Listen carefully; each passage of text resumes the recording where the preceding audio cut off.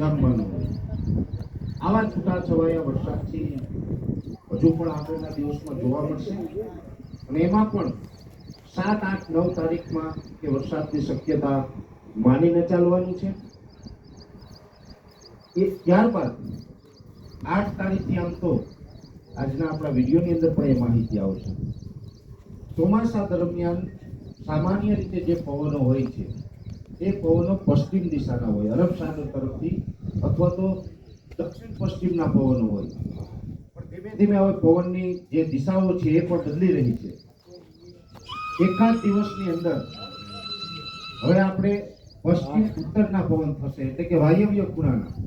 આજે આરબ કન્ટ્રી જે આવે છે, આ બાજુ પાકિસ્તાન અને આરબ કન્ટ્રીઓની આગળના ભાગ, એ દિશાના પવનો છે હવે ચાલુ થશે એકાદ દિવસમાં. અને ધીમે ધીમે 8 તારીખથી આપણે ઉત્તર પૂર્વના પવન ચાલુ થશે, એટલે ઈશાનના, જેના પર ઘોર પવન કહે, ઘોર કેમ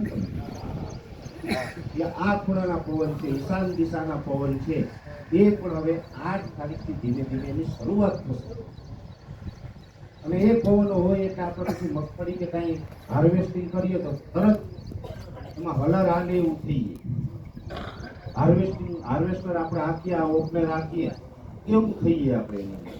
કેમ કે ભૂરને કારણે કે સૂકું ભૂર તરત પાથરા છે એમાં સુકાઈ જાય.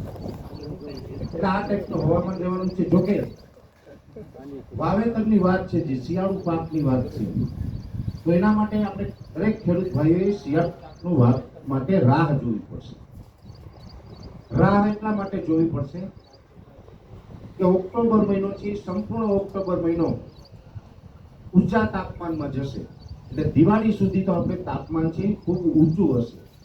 લગભગ 34 થી 35 ડિગ્રી કે 37 ડિગ્રીની રેન્જમાં દિવાળી સુધી તાપમાન જોવા મળે, જેને કારણે કોઈ પણ પાક આપણે હોય ઊંચા તાપમાનમાં વાવીએ એટલે જર્મિનેશનનો પ્રોબ્લેમ થાય, એટલે કે બિયારણનો ઉગાવ આવવો જોઈએ. એમાં પણ ખાસ કરીને જે પાક હોય તો એને તો થોડું વધારે નડે. જો તમારા વિસ્તારમાં તો એવા પાક નથી થતા અથવા ઓછા થાય છે,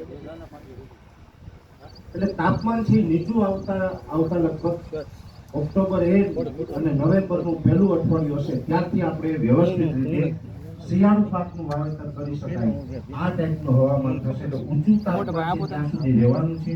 આમ તો આપણે ગયા વખતે ઉનાળામાં પણ ખૂબ તાપનો સામનો કર્યો, ખૂબ ગરમી હતી. ચોમાસું પણ આમ તો ઉકળાટ અને બફારામાં 50% કરતા વધારે સમય આપણે પસાર કર્યો, અને હજુ આ મહિનો પણ આપણે ગરમીમાં જ પસાર કરવો પડશે. ઉકળાટ અને બફારો અને આ તાપ એ કન્ટિન્યુ આપણે દિવાળી સુધી જોવા મળશે. દિવાળી બાદ છે એમાંથી થોડીક રાહત છે આપણે મળી શકે. એટલે આ ટાઈપનું હવામાન રહેવાનું.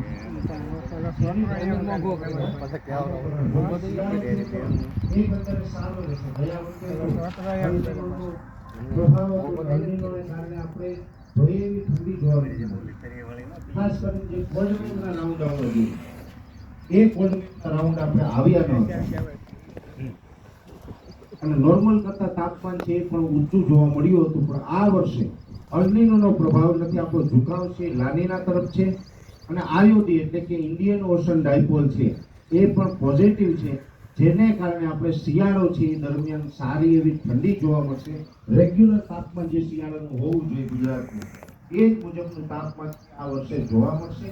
વચ્ચે 1-2 સારાથી કોલ્ડ રાઉન્ડ પણ આવશે, એટલે વચ્ચે 1-2 રાઉન્ડની અંદર તીવ્ર